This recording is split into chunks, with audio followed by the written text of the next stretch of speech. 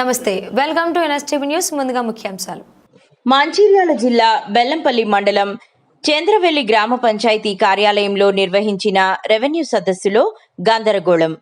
వివాదంలో ఉన్న భూమి కోసం రెవెన్యూ సదస్సు కార్యక్రమంలో దరఖాస్తు చేసుకునే సమయంలో పూదరి రమేష్, మైలా రాజుల మధ్య గొడవ.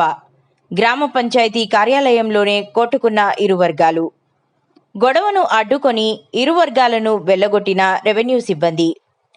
గొడవకు పాల్పడిన పలువురిని బైండోవర్ చేయాలని పోలీసులను ఆదేశించిన బెల్లంపల్లి తహసీల్దార్ కృష్ణ.